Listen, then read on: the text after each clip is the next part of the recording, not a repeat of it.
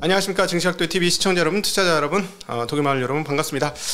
오랜만에 우리 유한타증권의 유동원 본부장님과 함께하는 운용자들끼리의 대담, 각도기가 사랑한 투자자 시간이 돌아왔습니다. 유동원 본부장님 모셨습니다. 어서 오십시오. 안녕하십니까. 네, 이렇게 누추한 곳에 와주셔서 감사합니다. 불러주셔서 감사합니다. 네, 누추하지 않는데 너무 좋은데요. 지금 애매모호한 상황이 왔어요. 그러게요. 시장이 이제 사실 베어마켓을 랠리했고 이제 금리는 올라가고 금리 대비로 이제 따져 보면 파죽지수로 막 올릴 수 있는 근거는 없는 거잖아요. 금리가 뭐 한 4%. 네, 그건 이제 아닌 것 같고. 그 국채 금리가 3점 몇 프로면은 이제 회사차 금리는 한 5%, 6% 요 정도 될 것 같으니까. 맞아요. 네. 그러면 대출 금리 그거보다 조금 더 높을 수도 있고 뭐 이런 상황에서 투자 수익률이 이제 그만큼 안 나오기 시작하니까 평균 투자 수익률, S&P 환산 투자 수익률 이런 게 안 나오니까 지금부터 이제 종목별로 잘 미국도 골라야 우리가 제가 한국 시장에 항상 하는 것처럼 그렇게 해야 될 것 같은데. 그럼 개인들이 접근하기 좀 힘들겠어요. 이번 장에서 이제부터는 어떻게 보면 많이 힘들죠.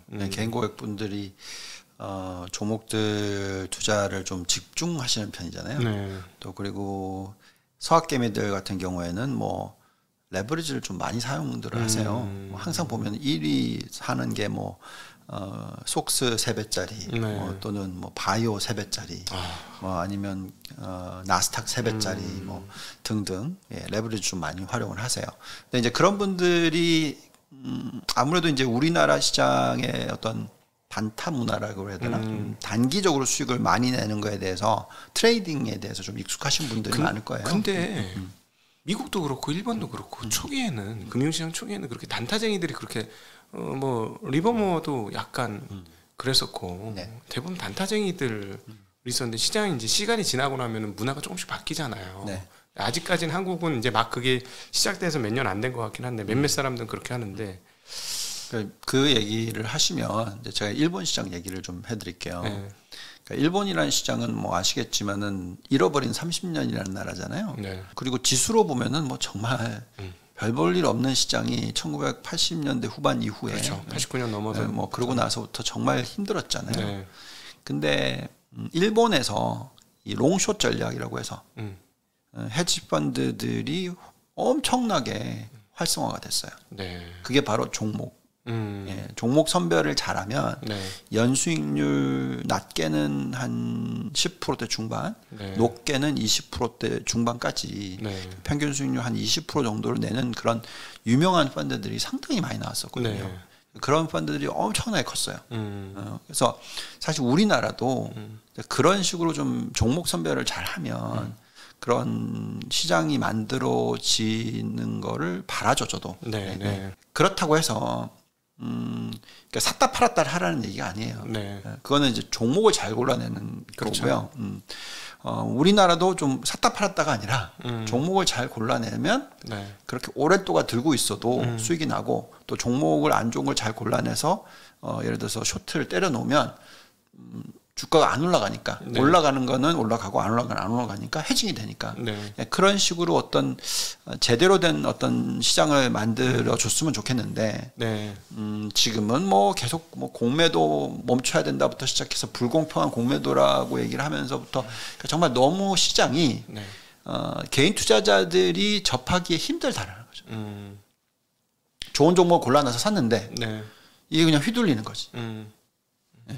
그러니까 그 시장 자체가 아직 성숙하지 않았다는 느낌을 참 많이 받아요. 그래서 그런 부분이 이제 미국 시장하고 일본 시장하고의 어떤 차이점이라고 생각할 수 있겠고, 근데 시간이 지나고 나면 이제 변해야죠. 그렇게 해서 변하려면은 좋은 기관들이 만들어져야 되고, 공모 펀드들도 많이 만들어져야 되고, 뭐 아니면 뭐 롱숏 펀드들도 잘 많이 만들어져야 되고, 잘 만들어져야 되고, 실패한 회사는 도태돼야 되고.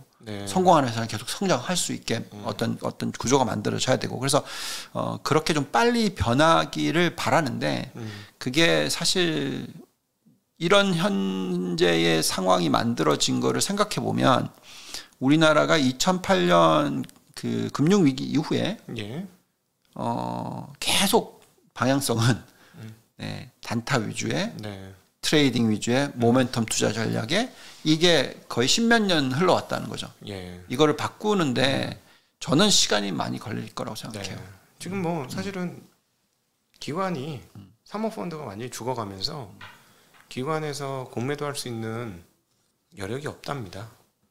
전체 공매도 총량이 한 10%나 할까? 뭐 이런 정도 얘기예요. 그래서 이제 외국인들이 주물딱주물딱 하면 다 원하는 대로 되고 지금 그런 상황이고 공모펀드도 말씀하신 대로 다 사모펀드가 죽었으니까 롱숏이 안 되는 거고 공모펀드도 죽으니까 뭐 개인들이 각자 도생 ETF 해야 되는 상황이고 그래서 그런 부분 좀 너무 안타깝고 너무 안타깝죠. 예, 개인들은 사실은 시간을 태워서 좀 긴 시간 좋은 기업을 기다리면 비싸지 않게만 산다면 분명히 수익을 낼 수 있는데 사실 저는 20몇 년 여기 필드에 있으면서 단타 쳐서 개인들 중에서 돈 많이 벌어가지고 벌떡 일어나시는 분들은 정말 잘 못 봤어요.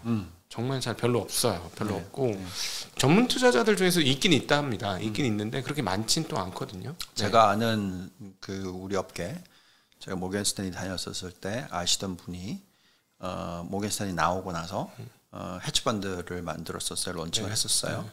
그래서 좀 자금 좀 모아가지고 시작을 했는데 제 생각으로는 아마 AUM 1,000억 정도를 가지고 시작을 하셨어요. 네. 그랬는데 우리나라 중소기업인데 좋은 종목이었어요. 정말로 현금 흐름 좋고 정말 좋은 회사였어. 근데 그 회사의 지분 한 25%를 매수를 한 거예요. 그게 워런 버핏 스타일이잖아. 회사를 거의 사는 거죠. 그죠? 네.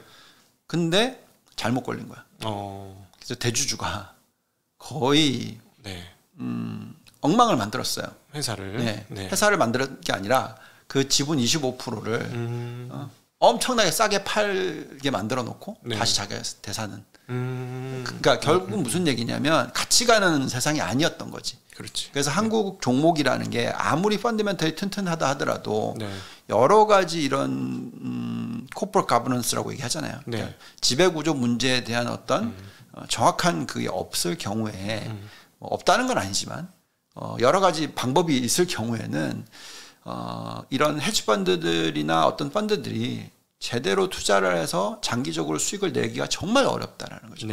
그렇기 때문에 그게 안타깝다라는 거고 그게 만들어지기 전까지는 우리나라 회사들의 리레이팅이라고 얘기하죠.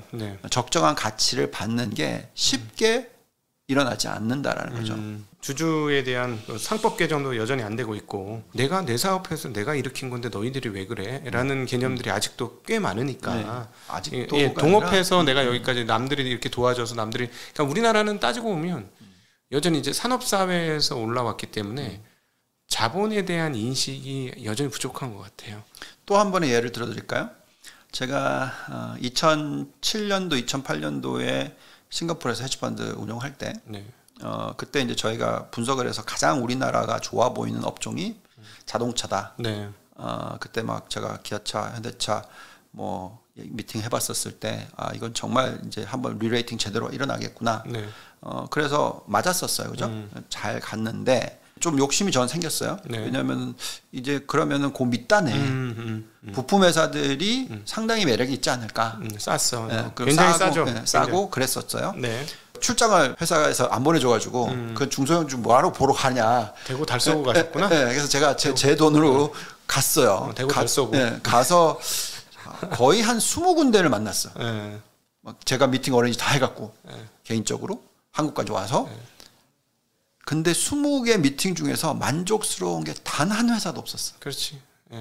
근데 이분들이 어떤 분들이었냐면 대부분 다 지난 50년 정도까지 굉장히 긴 기간 동안에 그냥 계속 납품을 하면서 뭐 장기적인 이노베이션이라는 데에 대한 개념이 없었던 거죠. 왜냐하면 아니 이익을 남겨줘야 이익을 가지고 예를 들면 15%, 13% 이렇게 나오면은 그 중에 절반은 자기네가 수익으로 돌리고 나머지 절반을 가지고는 연구 개발을 하고 그렇게 하는 건데 영업이익률 한 2% 내외 이 정도밖에 안 되었죠. 그때 PBR이 뭐 0. PBR은 낮았고 엄청 낮았고 그래도 ROE가 뭐 한 5%에서 10% 사이 정도 나오긴 했는데 그러니까 결국은 뭐냐면 자 그게 지금 제가 아까 말씀드렸던 게 2008년, 2009년, 2010년 이때란 말이죠.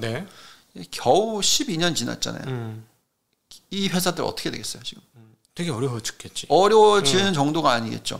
왜냐하면 이게 이제 부품들이 그렇지. 완전 전기차로 넘어가기 시작하면 네네. 사실 현대차, 기아차도 그 빨리 전기차로 전환을 못했던 부분 중에 하나가 내연기관과 내연기관 관련돼 있는 여러 가지 부품 네. 관련된 부분들이 워낙 많다 보니까 빠르게 대처를 못했던 부분이 없잖아 있잖아요. 그게 지금 유럽이죠. 유럽은 훨씬 심하죠. 한국은 심하죠. 그나마 좀 빠르고 그나마 있어요. 좀 빠르요. 네. 근데 미국은 훨씬 더 빨랐기 때문에 네. 저렇게 지금 테슬라가 만들어지는 거잖아요. 네.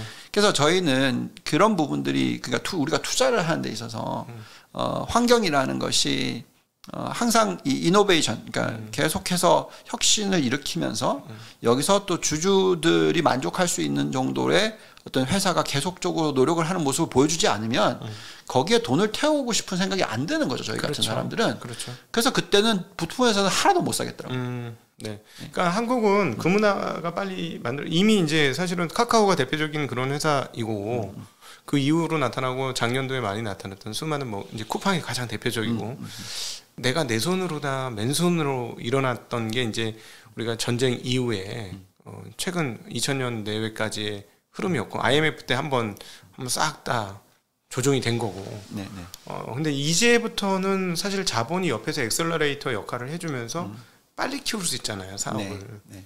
미국은 그게 아예 전형적으로 1, 2, 3 시리즈 A, B, C, D로 쭉쭉쭉 연결되면서 사실은 대주주 지분은 희석되지만 회사는 키울 수 있고 그렇죠. 그리고 대주주가 지분이 희석됐지만 결국은 상장이 되는 순간 자기가 그동안 고생했던 모든 것들을 돌려 리턴을 할 수 있는 그리고 어떤 정도 명성도 얻을 수 있는 그런 게 되는데 한국은 이제 막 그게 시작된 것 같은데 그럼에도 불구하고 내 회사야라는 생각이 여전히 강한 것 같아요. 자본을 대준 사람과 파트너야, 동업자야 이런 생각으로 좀 구조가 변화되는 데까지 조금 더 시간이 걸리겠죠. 네. 저는 좀 기대를 사실은 한 5년 전만 하더라도 많이 했어요. 네. 왜 그런 생각을 했었냐면 많이 우리나라가 어려워졌던 시기들을 경험하고 난 이후에 시장 자체가 굉장히 재미없었잖아요. 그렇죠. 2014년부터는 그러면서 계속해서 그 사업을 왜 하냐.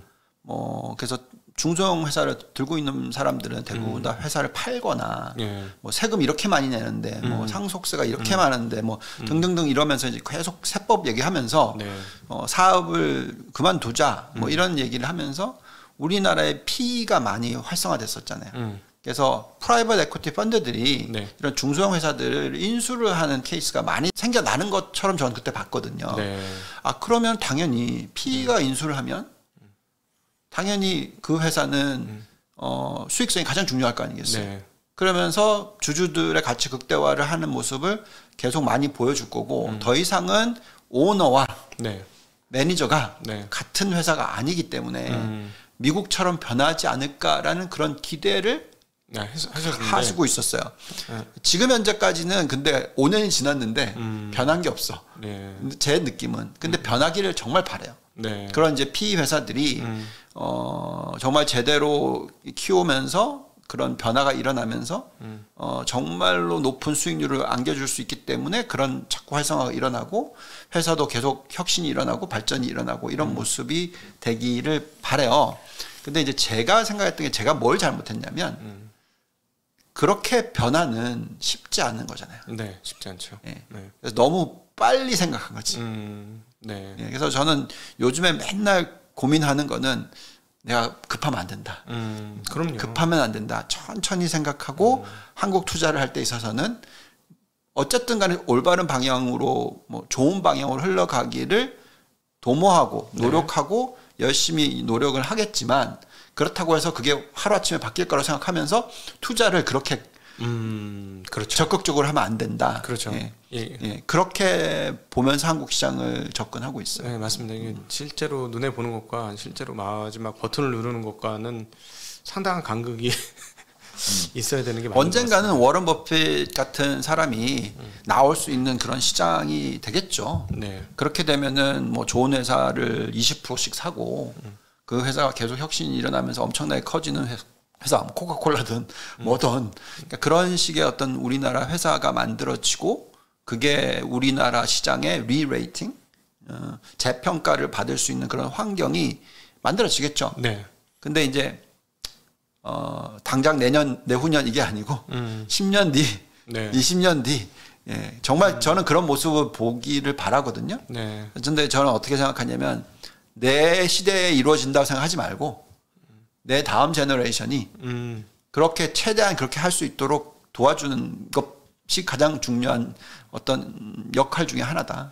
예. 근데 이제 뭐 다음 세대까지 생각 안 해도 되는 게 일단 첫 번째 이번에 2020년을 아주 역사적인 지평에서 보면 일반 개인들이 주주가 되었다라는 것이죠. 네, 네, 네, 주주라는 걸 인식했다라는 거. 그다음에 대주주가 잘못하면 나한테 별로 유익이 안 오네 하는 것들을 이해했다는 점. 그리고 시장이 너무 사이즈가 작아서 IPO만 많이 되면 또 시장이 안 좋다는 거. 뭐 이런 것들을 다 이해하셨고 또 하나 이제 퇴직금이 본격적으로 주식시장으로 편입이 되지 않습니까? 그렇죠. 그게 네. 정말 큰 역할을 할 수 있겠죠. 네. 네.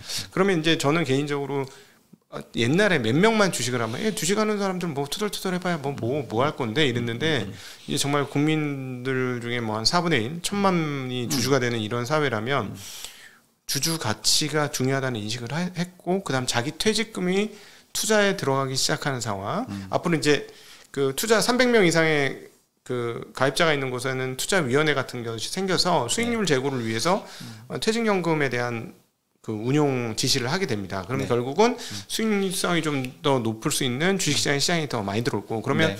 퇴직금이 들어오면 전 국민이 이제 그 주주가 되는 거니까 그쵸. 이 주주 자본주의에 대한 인식이 조금 바뀔 거고 그럼 네. 진짜 본격적으로 한국의 그야말로 자본주의. 뭐 네. 이게 옳은지 틀린지는 좀 나중에 봐야 되겠죠. 자본만을 위해서 움직이는 사람들은 많기 때문에 이걸 꼭 좋다고 볼 수도 없어요. 그렇게 흘러가면. 그럼에도 불구하고 이런 어떤 자본에 대한 인식을 좀 하는 그런 문화로 넘어가면 한국 주식시장도 그때는 전반적으로 평가가 바뀌지 않을까. 그렇죠. 결국은 계속 주주들이 매년 1년에 투자를 했는데 연평균 수익률이 2자릿수가 난다. 네. 그러면 왜 안 커지겠어요? 지난 10몇 년 동안에 안 커졌던 이유는 네. 연평균 수익률이 2자릿수는 뭐예요? 오히려 플러스면 감사한 그런 케이스가 정말 오랜 기간 유지가 됐잖아요. 시장도 그랬고 공모 펀드들도 아웃퍼포먼 했던 게 사실 2010년 정도로 끝나버렸어요. 네. 그러니까 공모 펀드 사람들이 안 가입하는 거고. 그래서 그렇죠. 바라기는 공모 펀드에서 좀 수익률이 좀 잘 나오는 회사가 나오거나 이렇게 하면 좋겠는데 네, 아직은 조금 기대는 아닙니다. 왜냐하면 제가 그 세금 혜택 받는 걸 갖다가 제가 해외로 나가기 전에 가입해뒀던 거 있었거든요. 그래서 보니까 이제 수익률이 10년 동안에 40% 났더라고요. 그러니까 많이 못했다. 네. 그러니까 근데 그게 네. 우리나라 대표적인 금융기관에서 판매하는 세금 혜택 주는 그런 상품이었단 말이죠. 뭐 어쨌든 제가 랩 운영을 하잖아요. 네네. 그래서 결국 제가 추구하는 거는 어떻게 해서 이제 2자릿수의 수익을 낼 수 있도록 노력을 하는 거죠. 물론 못 이룰 수도 있죠. 네. 올해 같은 경우는 되게 힘들겠죠. 네. 하지만 최대한 노력을 하면 효과를 얻을 수 있는 그런 환경이어야 되는데 그래서 제가 어쩔 수 없이 저의 입장에서는 그래서 해외 비중이 대부분일 수밖에 없는 환경이고 그중에 또 미국이 대부분일 수밖에 없는 그런 포트폴리오가 구성이 되는 거고요. 네. 근데 이제 점점점 그러면서 이제 개인 투자자들이 수익이 높아지면 나중에는 국내 회사를 살 수 있는 그런 랩 사이즈가 커지면 그런 여력도 생기는 거거든요. 그렇죠. 얼마 전에 저희가 방송 같이 했었을 때 제가 그 얘기 했잖아요. 네. 저희가 갖고 있는 상품이 그래도 3개 정도 있는데 그 중에서 세이프나 좀 이렇게 좀 보수적인 것 중에서 전체 포트폴리오를 다 달러 투자로 하고 있었는데 네. 한 4% 정도, 5% 정도를 지금 원화로 환전해서 원화 종목을 사지는 못하고 그냥 코스피 200을 샀다고 말씀드렸잖아요. 네. 그러니까 그런 식으로 점점점 또 영향력을 미칠 수 있는 걸로 갈 수 있죠. 네. 예, 그래서 저는 한국 시장이 변화가 일어나는 것이 자꾸 가시화된다 그러면 뭐 글로벌 자산 배분형 상품인데도 한국을 투자 얼마든지 할 수 있어요. 네. 예. 네. 그런 식으로 한국을 바꿔서 한국에서 해외로 나가는 게 아니라 네. 해외에서 벌어서 한국으로 들어오는 그런 구조로 가면은 오히려 더 빨리 바꿀 수 있지 않을까 뭐 이런 생각도 갖고 있어요. 속으로는. 네네.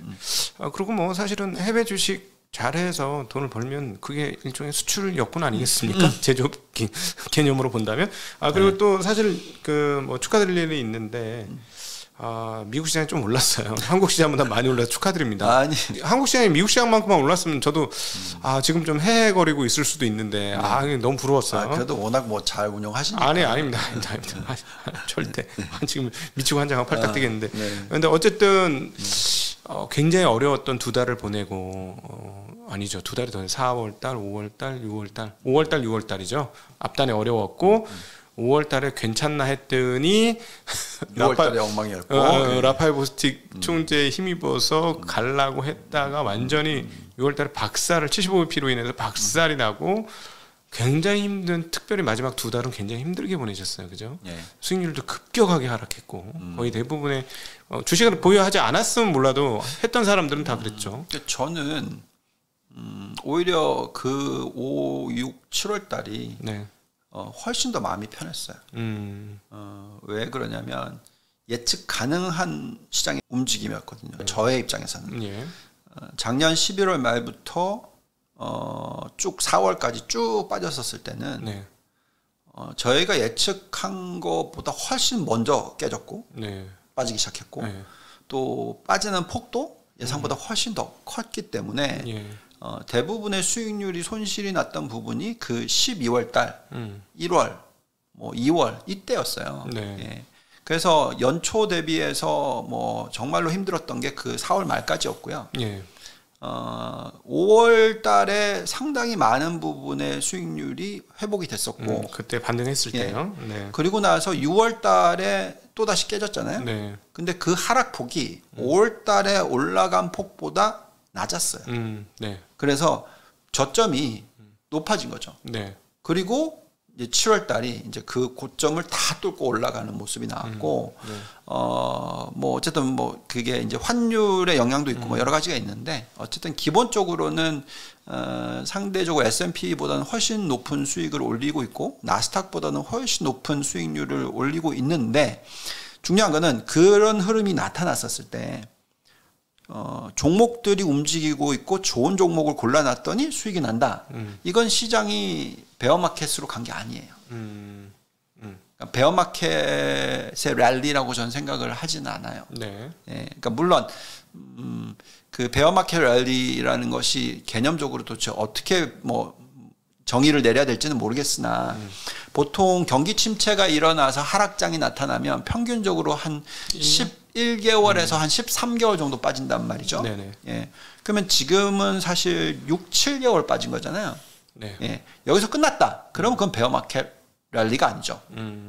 근데 여기서 올라갔다가 또 다시 떨어져서 그 저점을 또 뚫고 내려온다. 그러고 나서 이제 끝났다. 그럼 그게 이제 베어마켓의 어떤 연장선이죠. 근데 저는 그렇게까지 안 보고 있어요. 왜 그러냐면 경기 침체라고 얘기할 정도 수준의 실적들이 아니고 뭐 사실 우리가 지금 얘기하잖아요. 테크니컬 경기 침체인지 뭐 미연준 테크니컬 얘기하고 뭐 근데 사실 실적으로 보면 1, 4분기가 마이너스 1.6%였고 2, 4분기가 마이너스 0.9%였고 두 분기 연속으로 마이너스 성장률이었어요. 그러니까 당연히 이 숫자만 보고 있으면은 경기 침체고 기술적으로 경기 침체면은 당연히 실적이 깨져야죠. 근데 1, 4분기 실적도 그렇고 2, 4분기 실적도 그렇고 예상치 대비해서 70% 이상이 실적이 예상보다 좋아요. 물론 또 다른 사람들은 3월달 뒤, 3개월 뒤에 9월 실적, 이게 10월달에 발표되겠죠. 이때가 깨질 거다라고 막 걱정을 하고 있죠. 그리고 많은 회사들이 가이던스를 좀 안 좋게 주고 있으니 안 좋을 거다라고 얘기를 하고 있으나 지금 이제 7월 한 달 지났고 8, 9 두 달이 남았는데 이 두 달 동안에도 저희는 소비가 그렇게 확 죽을 거라고 생각하지 않아요. 그래서 또 결론적으로 9월 실적이 10월 달에 나오면 이미 너무 높게 잡았던 숫자들이 다 하향 조정이 돼 있을 거고 그때 발표될 때는 또 예상치보다 좋은 숫자들이 또 나올 거라고 저는 생각을 해요. 그래서 시장을 좀 좋게 본다.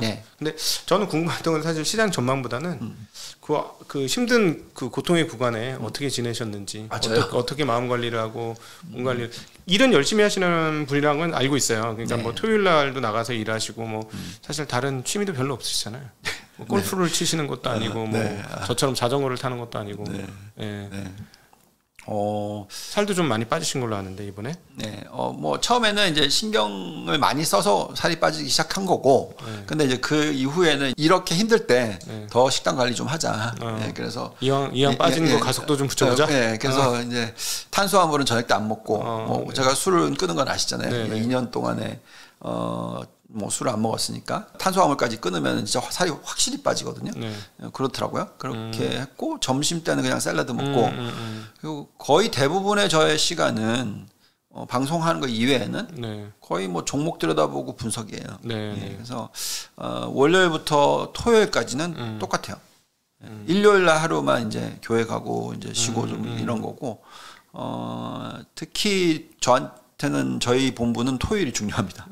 왜냐면 금요일 날 장 끝나고 나서 그 숫자들을 가지고 모델링 돌리고 뭐 종목 다시 한번 보고 그래서 그 다음 주에 포트폴리오 구성을 다시 해야 될 부분이 있을까 없을까 고민을 하는 때고 우리가 그렇게 턴오버가 절대 높지 않아요. 저희 종목을 샀다 팔았다 턴오버가 1년에 100%가 안 돼요.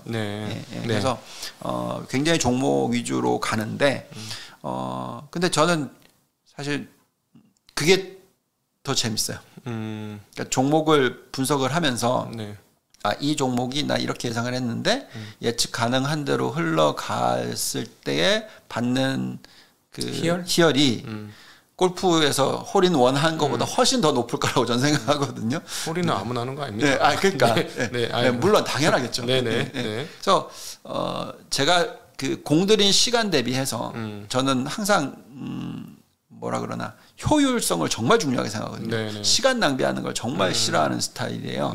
그래서 계속 포트폴리오 보면서 또 고민을 합니다. 뭐 예를 들어서 이번에 고민을 제일 많이 했던 부분은 그래도 굉장히 수익률을 많이 올려줬던 종목이 중국이에요. 근데 이제 이번에 또 펠로시 이 이슈와 뭐 여러 가지 항상 보면 정치적인 이슈 때문에 시장이 흔들릴 때가 있거든요. 그럴 때 제가 가지고 있는 종목 중에서 중국 종목은 가장 많이 수익률이 깨져요. 이때 추가로 더 살 거냐 더 살 거냐 아니면 팔아야 되느냐 종목을 어떻게 포트폴리오로 가져가야 되느냐에 대한 고민을 많이 하게 되거든요. 그럴 때일수록 다시 종목을 들여다보면 돼요. 이거 못 팔겠는데. 그렇지. 내용이 좋으면 그렇죠. 그러니까 지금 되게 열심히 사시는 게 학창 시절에 열심히 사셔서 그런 거예요. 제가 알고 있는 소위 말하는 그 유명한 유펜이라는 데 나오셨죠. 유니버시티 오브 펜실베니아라는 어떤 학교예요. 그 학교 학생들 열심히 공부하는 것 같은데. 뭐 다 그렇게 저는 열심히 해야 되니까. 더듬는 거 처음 보네. 이런 질문이 나올지 몰랐어 지금. 그러니까 갑자기. 저는 이제 뻔한 질문은 안 합니다. 제가 아이비리그를 가고 싶어 했었고 미국은 장학금이라고 얘기하지 않고요, 파이낸셜 에이드라고 얘기를 해요. 그래서 재정적 도움을 주는 거라고 합니다. 그래서 미국은 뭐 성적이 1등, 2등 해야지 막 뭐 돈을 주는 게 아니고요. 그러니까 졸업을 하게 하는 게 중요한 시스템이 돼 있어요. 그래서 입학만 하면.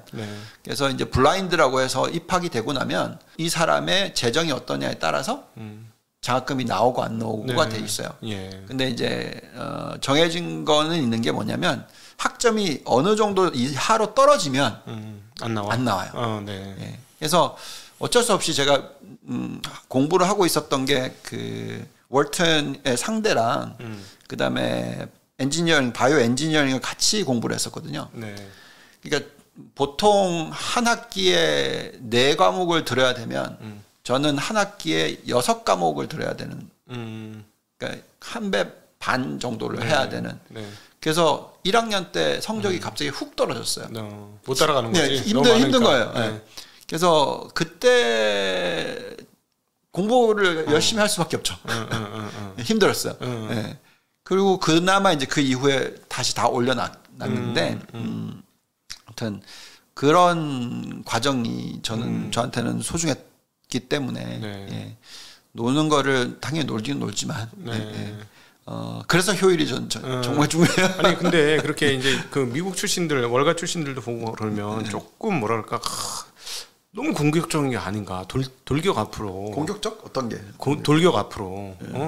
그런 경향성이 좀 있는 거 아닌가 하는 생각이 좀 들어요. 미국 주식 하시던 분들은 한국 주식 한 사람에 비해서 어떤 느낌이냐면 저는 여기는 많이 안 당해봤구나 시장에서 들 다쳐봤구나. 우린 진짜 녹아버리는 경우가 많은. 그냥 퇴출되는 경우가 너무 많았거든. 그렇게 생각하시면 안 되는 게 제가 처음에 입사를 해서 금융 쪽으로 넘어온 거는 한국 주식을 보기 시작한 거거든요. 93년도에. 네. 그리고 해외 주식을 보기 시작한 거는 물론 은행이었지만 그렇게 크지도 않았고요. 98년도에 한국 전략까지 보기 시작했으니까. 그리고 글로벌을 보기 시작한 거는 이제 제가 헤지펀드 넘어갈 때가 2007년이니까. 네. 2008년. 그러니까 해외 쪽을 보기 시작한 게 제가 입사하고 15년 뒤잖아요. 네. 그러니까 제대로 보기 시작한 게. 그러니까 나는 월가 주식들하고 다르다. 전 다르다기보다는 한국 주식에 뭐 똑같이 우리 각동희님께서 그 힘듦을 알고 있다. 당연히 뭐 리서치 센터장까지 했던 입장에서는 당연히 알지 않을까요?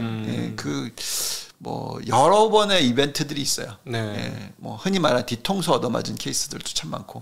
네네. 아니 근데 제가 운영하시는 거 보니까 제 생각에는 조금 저도 공격적인데 전 제가 되게 공격적이라고 생각하거든요. 이거보다 조금 완화적으로 해야 되지 않을까 하는 생각. 왜냐하면 저는 이번에 300에서 현금이 없었어요. 아예. 저도 없죠. 그거 봐. 그러니까 너무 공격적이신 거 아니야 이거지. 제가 보니까 현금도 좀 마련하고 아무리 좋은 기업들이 나타났다고 해도 이거 마치 나한테 하는 얘기 같은데. 그러니까 이제 이 부분이 있어요. 그러니까 처음에 투자를 시작을 할 때 있어서 미국 같은 경우에는 굉장히 이제 높은 수익률을 올리면 자연스럽게 돈이 들어오거든요. 그렇지. 네. 근데 이제 한국은 그 수익률을 올리는 것도 그렇고 마케팅하는 것도 그렇고 참 힘들어요. 그러니까 돈을 모으기가. 네. 네. 그래서 확실하게 수익률을 좀 보여주고 싶은 것들이 있었어요. 네. 네. 그렇기 때문에 처음에 제가 론칭을 했었을 때가 2019년 9월 말이었으니까 네. 바로 코로나19 터지기 전이잖아요. 네. 그래서 그때 제가 자신이 좀 있었거든요. 네. 그래서 굉장히 공격적인 투자를 했었고 공격적이라는 게 100% 주식. 예. 네. 근데 이제 코로나가 빵 터졌잖아요. 네. 그러면서 훅 빠졌었을 때 그 수익률이 다 깨지고 내려왔죠. 그러겠죠. 예. 그런데 또 2달만 지나니까 또 다시 올라왔기 그렇죠. 때문에 그 과정을 겪었고 그리고 이번에 이제 작년 말부터 올해에 대해서 좀 조심해야 된다라는 얘기를 하기는 했는데. 그래도 대체적으로 강세론자였죠. 그쵸? 저보다도 강세론자였으니까. 그러니까 해징을 해야 되는 부분에 있어서 해징을 안 했죠. 왜냐하면 네. 상반기 빠지고 나면 하반기 올라갈 거라고 생각했으니까 그 빠짐에 6개월 정도는 버틸 수 있다. 그렇게 운용을 했었죠. 네. 네. 근데 이제 말씀하신 대로 만약에 좀 더 잘했었으면 말씀하신 대로 그 정도 빠질 거라고 상반기 예상을 했으면 전체 포트폴리오에 뭐 30%라도 덜어내고 그냥 현금으로서 가져갔을 수도 있겠죠. 달러로만. 네. 예. 근데 그게 원래는 그 우리가 흔히 얘기하는 이제 롱숏 전략을 펴는 사람들의 입장에서는 그걸 해징을 하거나 뭔가를 할 수가 있어요. 네. 네. 제가 그때는 이제 어떻게 봤냐면 근데 채권 들고 가는 건 더 싫었거든요. 네, 채권은 깨졌어요, 결국. 네. 그래서 원래 자산 배분하는 사람 입장에서는 주식 아니면 채권 아니면 현금인데 네. 대부분 네. 원자재는 제가 기본적으로 포트폴리오에 너무 많이 싣고 싶은 생각이 없어요. 변동성 워낙 크니까. 워낙 크기 때문에 네. 그렇게 하면 안 되기 때문에. 그래서 요 세 개 중에 하나인데 저는 현금은 거의 쓰레기라고 생각했거든요. 왜냐하면 인플레이션이 이렇게 높은데 네. 아니면 뭐 인플레이션 높아질 거고 네. 아니면 지금 이렇게 마니 서플라이 그로스 레이트 그러니까 M2 증가율이 뭐 M1 증가율이 이렇게 높은데 현금 들고 있는 건 아니다. 네. 근데 더더욱이나 채권 들고 있는 건 더 아닌 것 같아. 왜냐하면 이렇게 될 거니까 네. 금리가. 네. 그래서 저는 주식을 제가 좋아하는 주식으로서 그냥 들고 있었는데 물론 덜 깨지긴 했어요. 네. 그렇지만 그래도 당연히 뭐 현금보다는 훨씬 못했죠. 훨씬 못했죠. 예. 네. 그렇지만 똑같이 저희가 포트폴리오 구성을 유지를 하고 있었기 때문에 그 하락폭이 되돌아오는데 지난 7월달 한 달이 네, 7월달에 많이 올랐으니까 많이 돌렸죠. 나스닥이 뭐 한 14%인가 올랐으니까 12% 올랐으니까 12% 올랐고 네. 그러니까 아웃퍼포먼스가 나스닥이 올라간 것보다는 더 할 수 있는 거는 네. 결국은 종목들이 살아 있는 거고. 그래서 저는 이제 항상 보통 이제 고객분들한테 얘기를 하는 게 저랑 처음에 가입을 하실 때 저는 이거를 앞으로 10년, 20년, 30년 할 거다. 그리고 30년 살아 있을까? 그럼요. 당연히. 전 워런 버핏이 농담입니다. 그렇게 운동도 안 하면서 어떻게 살아 있으시나요? 운동도 합니다. 요즘엔 걷기 많이 하고 있고요. 네. 네. 근육 이런 게 아니라 건강 위주로서 지금 모든 걸 지금 패턴을 바꾸고 있어서. 자, 오케이. 그러면